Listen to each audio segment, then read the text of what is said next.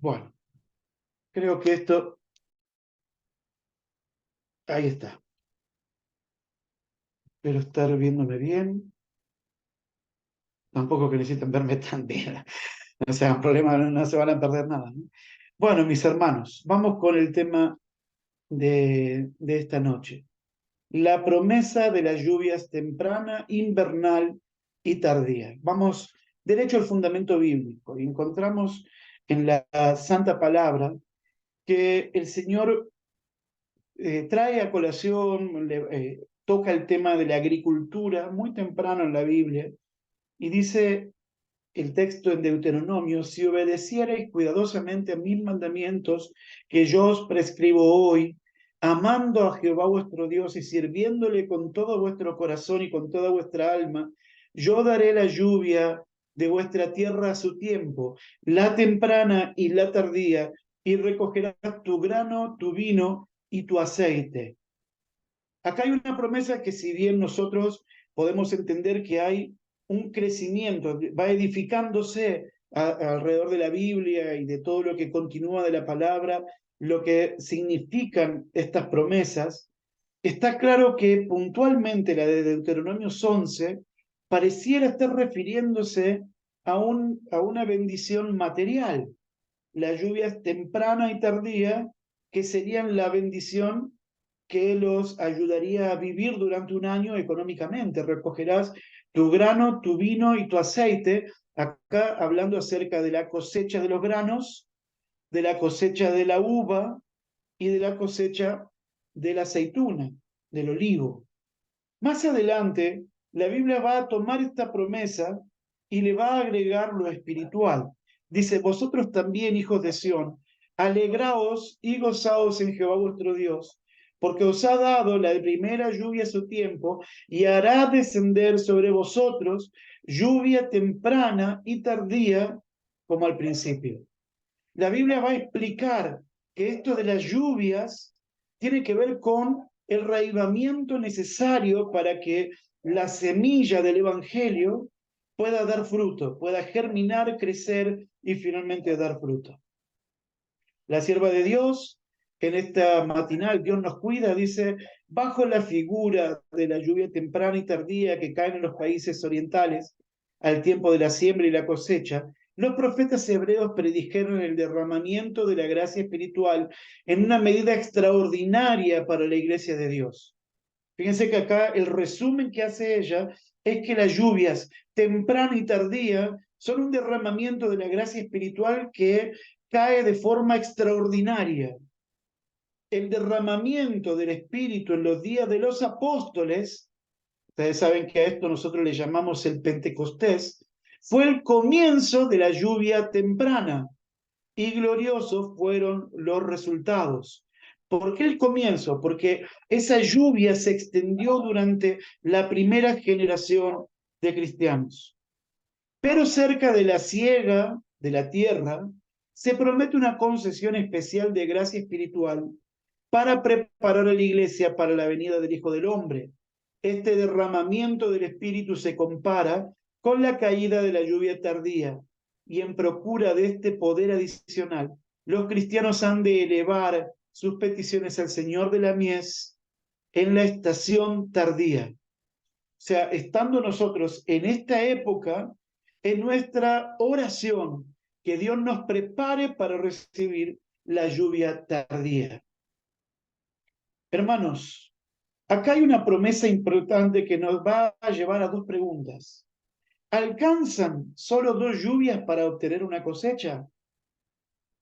El periodo agrícola judío en Palestina lo llevaba a que anualmente pudieran tener una sola cosecha. El periodo de lluvia era el periodo de invierno. El periodo del verano era de sequía y no se podía sembrar. En ese sentido, nuestro país es tan generoso que hasta 3 cosechas anuales en algunos lugares se pueden dar. Pero en Palestina se puede aspirar a una buena cosecha, si está bien trabajada la tierra, en los meses de invierno. La pregunta es: agarramos la tierra seca colocamos la semilla, Dios envía la lluvia temprana a su tiempo. 3, 4 meses después, finalizando el invierno, Dios envía una lluvia tardía. Estas dos lluvias, la primera y la última, ¿alcanzan para una buena cosecha? Claro que no. No podemos esperar una buena cosecha en donde se haya regado solamente 2 veces la semilla. Entonces, llevándolo al punto de vista espiritual, la pregunta es, ¿cuál es la preparación en espera de la lluvia tardía? ¿Cuál es nuestra preparación en este momento esperando la lluvia tardía? ¿Por qué tratamos este asunto en esta noche? Muchas veces escuché, incluso yo mismo lo comenté o lo dije en alguna oportunidad, que tenemos que orar por la lluvia tardía y que cuando la lluvia tardía llegue la iglesia despertará y que cuando la iglesia despierte habrá un fuerte pregón, la lluvia tardía es nuestra necesidad. Y también esta forma de pensar se ha vuelto nuestra excusa. La ineficacia que hemos tenido para la ganancia de almas se debe a que todavía el Espíritu Santo no ha venido. Incluso he escuchado que el Espíritu Santo se está yendo de la tierra. Hay una cantidad de cosas que solemos decir, pero lo que vamos a compartir en esta oportunidad tiene que ver con la propuesta metafórica de la lluvia temprana y tardía dentro de la agricultura judía. Vamos a imaginar que esta línea representa el año fértil, la época de lluvias y la época de siembra judía. Todo empezaba en una época en el año cuando llegaba la lluvia temprana, finalizando el verano, en principios de otoño. Esta lluvia caía en otoño y actuaba para la siembra. En época de la siembra caía la lluvia temprana, que era la que indicaba que el periodo agrícola había comenzado y tenía la función, el propósito de que la semilla germinara, que la semilla pudiese surgir, que dejase de ser semilla. Ustedes saben que Jesús mismo enseñó que para que una semilla pueda transformarse en planta debe morir como semilla, ¿no? Así que ese es el propósito de la lluvia temprana. Meses después habrá otra gran lluvia, que es la lluvia tardía, que actúa en primavera y actúa específicamente en época de la siega, con el claro propósito de terminar de madurar el grano, de darle el empujón final a la semilla que soportó todo el invierno. Ahora, ¿qué pasaba entre medio? Tenemos que entender que entre medio estaban las lluvias de invierno. Las lluvias de invierno eran más chicas, no eran grandes, eran graduales, eran constantes, es una época de mucha humedad, de frío, en donde la planta crece lentamente y con dificultad, pero que requiere durante esa época de la fortaleza del agua para soportar. ¿Cuál es el propósito de las lluvias de invierno, que son pequeñas, pero que son constantes? Es que la plantita vaya creciendo, aunque le cueste por causa del frío, que continúe su proceso de crecimiento para que al llegar la primavera y venga el mejor tiempo y llegue la lluvia fuerte de la lluvia tardía, pueda esperarse una fuerte cosecha en aquel lugar. Si lo tenemos que ver como una aplicación histórica, veríamos que en el cristianismo existió una lluvia temprana, existieron y existe hoy la lluvia invernal y proféticamente esperamos que llegue la lluvia tardía. El símbolo sería la lluvia temprana, sucedió en el Pentecostés. Las lluvias invernales fueron por toda la historia cristiana y la lluvia tardía está prometida que ocurrirá poco antes de la venida de nuestro Salvador para terminar de madurar el grano de esta tierra y que el Señor pueda venir a cosechar el fruto del trabajo del Espíritu Santo. Pero ustedes conocen, la Biblia nos enseña mucho, el Apocalipsis, acerca de cómo durante la historia cristiana el cristianismo tuvo muchísimos altibajos. El Espíritu Santo no volvió a manifestarse nunca más como en el Pentecostés. Y si bien hubieron revivamientos, personas que se mantuvieron firmes, pueblos completos como los valdenses y otros, que mantuvieron la antorcha del evangelio puro en sus vidas y murieron por causa de ella, es, es claro que podemos afirmar que durante el período de la Edad Media fue un período oscuro para la historia del cristianismo. Hubo corrupción, hubo mucha gente que dilató el mensaje, las iglesias perdieron su propósito, el evangelio se mezcló con el paganismo y el cristianismo soportó duramente, el verdadero cristiano, el remanente que siempre Dios tuvo, soportó duramente las épocas de la lluvia invernal. Amados hermanos, las lluvias invernales todavía están hoy. Y aunque nos cuesta comprender por qué a veces no vemos las mismas características en estos tiempos que ocurrían en el Pentecostés, sí podemos saber que el Espíritu Santo no dejó de actuar, porque las lluvias invernales, aunque no sean tan grandes como las lluvias temprana y tardía, nunca dejan de estar, son constantes. Y durante este periodo, que es el más largo, nos corresponde no quizás ver las hazañas que se encontraron en el Pentecostés, ni las que vendrán en la época de la lluvia tardía, pero sí se espera un crecimiento en la santificación. Por eso lo vamos a ver en el cristiano. El propio cristiano también tiene su lluvia temprana, invernal y tardía. En el bautismo tenemos nuestra lluvia temprana. Es ahí cuando la Biblia dice que el que se bautiza no solamente recibe el perdón de los pecados, sino también el don del Espíritu Santo. Jesús se bautizó e inmediatamente desde el cielo descendió el Espíritu en forma de paloma sobre él, mostrándonos lo que sucede en un cristiano. Y es por eso que cuando nuestra conversión es verdadera y genuina, luego de nuestro bautismo, aparece un periodo al que le hemos llamado el primer amor, en donde tenemos necesidad de contarle a otros lo que el Señor está haciendo en nuestras vidas, donde arde el deseo de predicar, donde nos sentimos mucho más cerca de Dios que en ningún otro momento. Pero sabemos muy bien que después de algún tiempo, el cristiano comienza un periodo de meseta espiritual. Parece como que las grandes aspiraciones iniciales van empezando a chocarse con realidades, van empezando a golpearse, y el caminar del cristiano se vuelve dificultoso. Ya no es como en los primeros días desde la conversión. Ese es el tiempo donde la iglesia debe cultivar un amor especial por el Señor. La santidad es el proceso que dura toda nuestra vida, que comienza el día de nuestra conversión y termina cuando Cristo nos venga a buscar. Es un periodo en donde tenemos que ir continuamente creciendo, en donde cuando más nos acercamos a Jesús, más nos parece que estamos necesitados de su aprobación, de su amor, de su simpatía y de su carácter. El carácter se va transformando, pero mientras más nos parecemos a Él, más parece que necesitamos de Él, más pareciera que estamos más lejos todavía.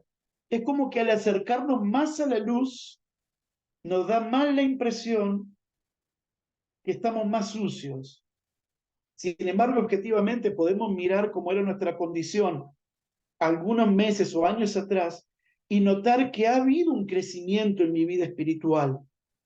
El problema es cuando nos estancamos en los periodos de las lluvias de invierno. Habrá una generación de cristianos, Dios quiera que sea la nuestra, que su caminar en la santificación terminará con la lluvia tardía histórica que Dios prometió. Las características de las lluvias de invierno son: caen lentamente, no es tan grande y tan copiosa como la lluvia temprana y tardía. No hay manifestaciones tan grandes como las que hubieron en el Pentecostés. No aparecen milagros tan impresionantes como los que ocurrieron ahí. Pero eso no significa que el Espíritu Santo ha dejado de hacer una obra que es su obra y que la tiene que hacer hoy en nosotros. Así como caen lentamente, nunca dejan de caer, son graduales. Representan el periodo más largo de la historia del cristianismo y del cristiano. Es una época de crecimiento lento, pero constante. Es una época de santificación, de preparación, de construcción del carácter. Para la semilla es una época de mucho frío y humedad, y para el cristiano también. Es deambular entre la frialdad espiritual, entre la tibieza, corriendo para tratar de ser un mejor cristiano cada día. Son los tiempos sombríos, más difíciles, donde hay menos sol en la agricultura judía, pero es donde ocurre el milagro del crecimiento de la semilla. Las lluvias de invierno actúan en la santificación. Somos santificados en un proceso que Dios hace en nosotros, no nosotros. Él va haciendo en nosotros. A medida que nos acercamos más a Él nos hace más parecidos a Él. Empezamos a mirarlo y cada vez nos parecemos más. Es por eso que tenemos que volver a la lectura de la palabra, como lo hablamos ayer. ¿Alcanza con solamente orar? No alcanza. Es un revivamiento espurio, dudoso. El verdadero revivamiento, mis amados, es un revivamiento que actúa en la santificación, que se arraiga y se abraza, se enraiza en la palabra. Es la compañía del Espíritu Santo durante el periodo que llamamos vida cristiana. Produce la transformación del carácter, que es lo más difícil. A veces decimos que es difícil guardar el sábado u otras cosas. Sin embargo, el guardar el sábado, cambiar la alimentación, etcétera, no es difícil. Por ahí nos cuesta tomar una decisión, pero depende de uno.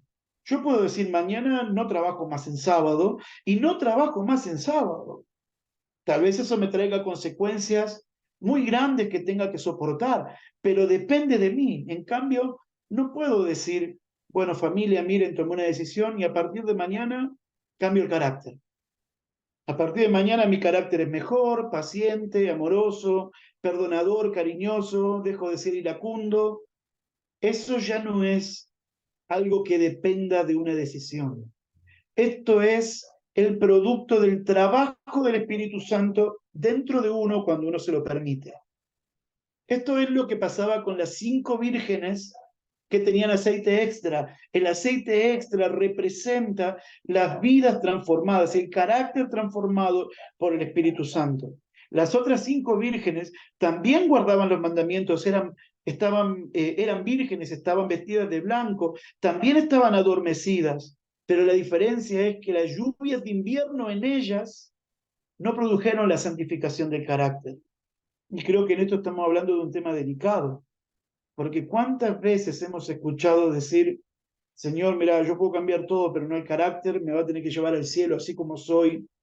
Armados hermanos, la lluvia tardía no hará efecto en aquellos que no crecieron durante las lluvias de invierno, en medio de dificultades y pruebas. La Biblia nos dice, seguid la paz con todos y la santidad, sin la cual, y subrayen esto, nadie verá al Señor. La paz con todos y la santidad, indispensable para la salvación. Nadie verá al Señor sin la santidad. Si estamos esperando que la lluvia tardía llene el corazón nuestro y nos santifique y nos perfeccione, nos transforme, estamos equivocados. Seremos testigos oculares de un revivamiento maravilloso, pero no seremos protagonistas de ese revivamiento. Romanos dice, el amor de Dios ha sido derramado en nuestros corazones por el Espíritu Santo que nos ha sido dado. Por lo que entonces el resultado principal de la venida del Espíritu Santo a tu vida, la obra principal de las lluvias de invierno del Espíritu Santo en tu vida y en la mía, tiene que manifestar el principal fruto del Espíritu, que es el amor. San Pablo dijo alguna vez, permanecen la fe, la esperanza y el amor, pero el más grande de todos es el amor. Un día un hermano me dijo algo muy lindo. Me dice, pastor, ¿puede ser que esto de la fe, la esperanza y el amor tenga que ver con que el amor es lo único que va a durar para toda la eternidad? Que me pareció re interesante la idea, porque si ustedes lo piensan, cuando Cristo venga, la esperanza dejará de existir. ¿Para qué necesito esperanza cuando Cristo venga? Y en segundo lugar, ¿para qué necesitaré fe cuando Cristo venga? La fe y la esperanza se terminarán el día en que Jesús nos venga a buscar. Sin embargo, el amor permanecerá por siempre, porque Dios es amor, porque el Espíritu Santo es amor, y habitará en ustedes y en mí y con nosotros por la eternidad. Por lo tanto, el principal fruto es el que se tiene que derramar en tu corazón y en el mío durante estos tiempos. La pregunta que tenemos que hacernos es, ¿estamos llenos del amor de Jesús? ¿Nos conmueve la gente perdida? Las personas que están desesperadas, como dijimos el otro día, por el pan del cielo. Vamos hasta el Señor a decirle, Padre, dame tu pan, pero no para mí, sino para aquel porque está necesitado. El Espíritu Santo te está moviendo en ese sentido, porque podemos estar confiados en que el Espíritu Santo está haciendo una obra en nosotros, cuando quizás es una obra que hacemos nosotros nomás, en nosotros mismos, haciendo fuerza, haciendo, poniendo mucha voluntad, hasta que un día, como dice el dicho, el indio sale, ¿verdad? Se muestra la hilacha y nos damos cuenta, no solo la gente de afuera, sino nosotros mismos, que no es que el Señor hizo una obra, sino que yo solo estaba sosteniendo mi naturaleza pecaminosa.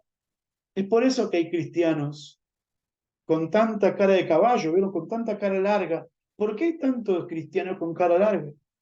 Es porque no disfrutan de la vida cristiana. Su vida cristiana es intentar ser como Dios sin tener a Dios dentro. Es un trabajo imposible. Ahora, cuando el Espíritu Santo entra en tu vida, no va a ser como en el Pentecostés, porque no están las lluvias del Espíritu Santo hoy como en la lluvia temprana. Son las lluvias de invierno. Pero te alcanza para que el Señor vaya santificando tu vida y llenándote de amor. Imagínense, Jesús dijo, un nuevo mandamiento les doy, ámense los unos a los otros, llénense de amor el uno por el otro al punto que yo los amo. Jesús nos amó tanto como para dar su vida por nosotros. Y termina diciendo el Señor que es el secreto del evangelismo. En esto conocerán todos que ustedes son mis discípulos por el amor que se tienen. Ahora, en otras palabras, lo que Jesús estaba diciendo, conocerán todos que son mis discípulos porque el Espíritu Santo estará en ustedes llenándolos de amor. Ahora, cuando uno pregunta por los adventistas, la gente no nos reconoce por gente que nos amamos. Nos reconoce por ser guardadores del sábado, por no comer cerdo o por otras cosas, pero no nos reconoce como gente amorosa, misericordiosa, compasiva, dadivosa, llena de gozo, llena de paz. Ese es nuestro verdadero crecimiento. Voy a entrar a tocar algo que es delicado y no lo voy a tratar como como un disidente, al contrario, estoy hablando acerca de creer en que la iglesia puede salir adelante si somos capaces de abrazar la misión y de reconocer nuestra necesidad. Pero muchas personas suelen criticar la iglesia.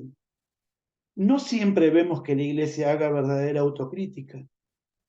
Aunque en este material que nos regalaron a todos, probablemente ustedes lo tengan en algún lugar en una revistita chiquita, se llama Llamado Urgente al Reavivamiento, la Reforma, el Discipulado y la Evangelización.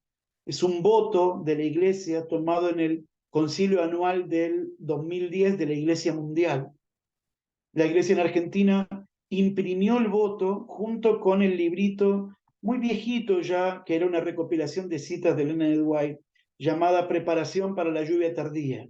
Así que las primeras 4 o 5 páginas de esta pequeña revista contienen el llamado urgente, el reavivamiento de la reforma, el discipulado y la evangelización votado por nuestros líderes mundiales. Y la siguiente parte de la revista es el librito Preparación para la lluvia tardía. Ahora, lo que dicen esas primeras páginas es tremendo. Fíjense porque al leerlo en un principio uno no lo puede, se asombra de la sinceridad con la cual nuestros líderes están llamando a la iglesia. Dice, Dios llamó de forma particular a la Iglesia Adventista del Séptimo Día para vivir y proclamar su mensaje de amor y verdad para los últimos días del mundo. Y en esto, hermanos, estoy convencido. No es que todas las iglesias son iguales. Dios levantó una iglesia que es la iglesia profética para los últimos días, que tiene a su cargo la reforma final, y esa iglesia tiene un nombre y apellido. Es la iglesia adventista del séptimo día, que no tenemos el monopolio de la salvación, pero este es el pueblo verdadero de Dios. Ahora, dice la cita, el desafío de alcanzar los más de 6 millones de personas en el planeta Tierra con su mensaje para el tiempo del fin parece imposible. Fíjense que esto no es algo que lo está diciendo un disidente, alguien que se apartó de la iglesia, un crítico de otra religión. Nuestros propios líderes diciéndonos, alcanzar al grupo que todavía no ha sido alcanzado de forma mundial parece una tarea imposible. Continúa, la tarea es aplastante. Desde una perspectiva humana, el rápido cumplimiento de la gran comisión de Cristo en algún momento próximo parece improbable. Es tremendo esto. Hay un reconocimiento como nunca antes de que no estamos siendo efectivos en la misión y que si seguimos así, no lo vamos a alcanzar. No alcanzaremos a cumplir con la promesa y la profecía. Es tremendo, estamos hablando de un reconocimiento brutal de la iglesia, diciendo, estamos buscando el revivimiento y la reforma, estamos orando con los 10 días de oración por el Espíritu Santo, estamos haciendo el revivado por su palabra, estamos trabajando en mayordomía, hacemos el folleto de escuela sabática, tenemos una iglesia fiel, pero no estamos alcanzando la misión. Ahora hay otra cita más. La tasa de crecimiento de la iglesia simplemente no está acompañando el crecimiento de la población mundial. Esto quiere decir que si la iglesia crece un 10% por año, el mundo está creciendo un 15% por año. Estoy dando un ejemplo. Esto quiere decir en términos de crecimiento, que sería el estudio del crecimiento de iglesia, es que literalmente nuestra iglesia, aunque parece ser que está creciendo, en realidad, en términos mundiales, está muriendo. Somos menos. ¿Sabían, hermanos, que en los últimos años en Argentina, de cada 1000 personas que ganamos, 900 se van? Estamos teniendo prácticamente un 90 a un 95% de deserción anual. Así que si por año más o menos en la Argentina se bautizan 2000 personas, cerca de 1800 de esas personas se van por la puerta de atrás. Y esto tenemos que ser claros con algo. Si somos sinceros, si ustedes son de años en la iglesia, sabrán que no todas las iglesias hacen su limpieza de la lista de miembros. Y por ahí tienen una iglesia con 100 miembros y en la congregación hay 20, 30. Hay iglesias que durante años no han borrado de la lista a los apóstatas, por lo que sospechamos entonces que la lista de miembros no está actualizada y que estos números serían entonces peores. Y esto se va viendo porque nuestras iglesias parecieran estar más vacías en muchas oportunidades. Hace algunos años atrás, en la Asociación Argentina Central, que es donde estuve, hicieron una encuesta el pastor David Peralta a todos los pastores preguntándole cuál era la capacidad de las iglesias para retener gente. ¿Cuánta gente entra en tu templo? Sí, bueno, en mi templo entran 100. Está bien. Tenías que dar ese dato. Y el segundo es, ¿cuántos van realmente a la iglesia? Y no ni siquiera de promedio, sino en el mes. ¿Cuánta gente te fue a la iglesia contándolo, al que ha ido al menos una vez? Al final de tabular todo, nos mostró que cerca del 50% de nuestros templos están vacíos. Por lo que entonces nuestra urgencia no era la de levantar nuevas iglesias, sino empezar a llenar las que ya tenemos, que cada vez están más vacías. La cita continúa. Una evaluación honesta de nuestro impacto evangelístico actual en el mundo, lleva a la conclusión de que, a no ser que haya un cambio dramático, no concluiremos la comisión celestial en esta generación. Tenemos el voto del conquistador que dice llevar el mensaje del segundo venimiento del mundo en esta generación. Y la iglesia reconoce, si no hay un cambio dramático, si no ocurre algo que nos sacude, no sucederá en esta generación.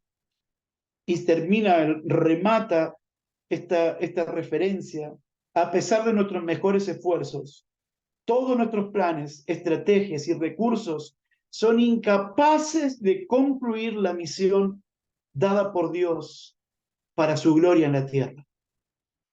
Mis hermanos, a mí me duele muchísimo leer esto.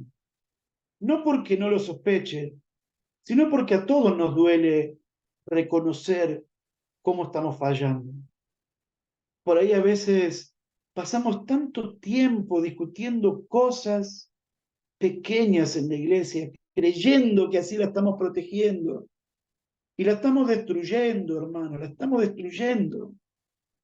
¿Cuántas veces el Señor ha querido utilizar tus dones para salvar almas y utilizamos nuestros dones para perder el tiempo, para gastarlo en otras cosas, utilizando nuestro orgullo, envidia, enojo para estar peleado con mis hermanos, a veces durante décadas? Y el Señor mira desde el cielo a su iglesia y el diablo se ríe como nosotros estamos mirando a Dios con las manos llenas de bendiciones, esperando, como dijimos ayer, que en el nombre de Jesús, con su nombre en nuestra frente, oremos y roguemos por un revivimiento real. Acá dice, a menos que no haya un cambio dramático, el cual puede ocurrir, hermano, puede ocurrir. Pero no tenés que esperar que empiece en la Asociación General, en la Asociación Bonaerense, en la Central, en la MACO, que aparezca en el pastor distrital, en el anciano. Este llamado urgente es para vos y para mí. Es una transformación que Dios quiere hacer y puede hacer para cualquiera, puede empezar por cualquiera de nosotros, siendo transformados desde adentro hacia afuera. Si estamos dispuestos a dejar ese orgullo tan malo, Dios va a renovar la fuerza de la iglesia a través tuyo. Y eso va a ocasionar un contagio. Y muchas personas serán reavivadas. Pero el reconocimiento es brutal. A no ser que haya un cambio, nuestros mejores esfuerzos no alcanzan. No vamos a concluir la misión dada por Dios en esta tierra. A mí me avergüenza. Soy pastor de la iglesia. Me dedico a esto. Y veo un ministerio tan árido de frutos. Me siento mal por esto. Quisiera que cambiara. Y no encuentro una manera común. Veo esto que está acá y no puedo decir otra cosa que dónde firmo, porque es así, pero vez tras vez hemos chocado contra la realidad de que nuestros esfuerzos han sido estériles. ¿Cuándo va a ocurrir un cambio? ¿Cuándo nos vamos a cansar de intentarlo y dejarle a Dios que lo haga por nosotros? En el servicio cristiano, Elena de White dice, cuando pongamos el corazón en unidad con Cristo y la vida en armonía con su obra, el espíritu que cayó sobre los discípulos en el día del Pentecostés será derramado sobre nosotros. El mismo espíritu en épocas de invierno espiritual, no con la copiosidad que ocurrió en aquel tiempo, pero ese mismo espíritu será derramado en tu corazón y en el mío. En el libro de Hechos de los Apóstoles, hablando ella acerca del reavivamiento del Pentecostés, dice, después del descenso del Espíritu Santo, los discípulos estaban tan llenos de amor hacia Cristo y hacia aquellos por quienes se murió, que los corazones se conmovían por las palabras que hablaban y las oraciones que ofrecían. Hablaban con el poder del Espíritu y bajo la influencia de ese poder, miles se convirtieron. Esto es maravilloso. Miles se convirtieron, no porque eran sabios, no porque tenían palabras elocuentes, no porque tenían un testimonio que contar, sino porque Cristo estaba dentro. porque Jesús los transformaba desde dentro hacia afuera, porque el Señor estaba haciendo una obra de llenar esa tierra árida que hay en el corazón. No podemos creer y esperar que un reavivamiento al final de los tiempos despertará primero a la iglesia. La iglesia no puede estar en la condición en la que permanece. Las lluvias de invierno, la lluvia tardía viene a capacitar a la iglesia para la cosecha final. No viene para preparar o convertir a la iglesia, sino a capacitarla. Cuando la lluvia tardía llegue, esa lluvia tardía no hará efecto en la semilla que solo recibió la lluvia temprana, pero se negó del Espíritu durante toda su experiencia espiritual. La lluvia tardía hará que el grano termine de confirmarse, producirá un reavivamiento en aquellos que han vivido el proceso de santificación en tiempos difíciles, durante las pequeñas lluvias del invierno. Si ustedes están pensando, hermanos, que esto cambiará cuando el Espíritu Santo llegue, primero que el Espíritu Santo nunca dejó de estar, solo que no está tan fuerte como en el Pentecostés porque estamos en tiempo de las lluvias de invierno. Pero cuando la lluvia tardía llegue, muchos andarán como aquellas 5 vírgenes insensatas, de un lugar al otro, desesperadas, buscando cómo comprar aceite extra, pero simplemente el tiempo no les alcanza.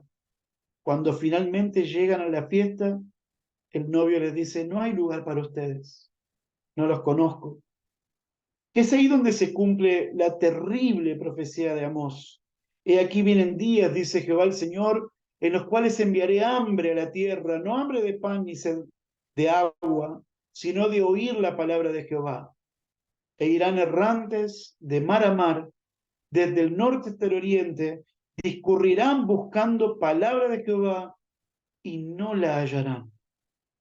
Estas son las 5 vírgenes insensatas, que habiendo tenido tanta luz y habiendo tenido la lámpara en sus manos, que es la palabra, y el aceite dentro, que es el Espíritu Santo, no permitieron que la obra de la santificación y la transformación del carácter ocurriera. Y cuando el Espíritu Santo finalmente descienda y el fuerte pregón se dé con los muchos o pocos que hayan estado preparados para recibirlos, estas andarán por todos lados, Señor. Ahora sí, ahora me entrego por completo, ahora quiero recibirte, ahora sí me despojo de todas las cosas de este mundo, ahora sí perdono lo que me hicieron.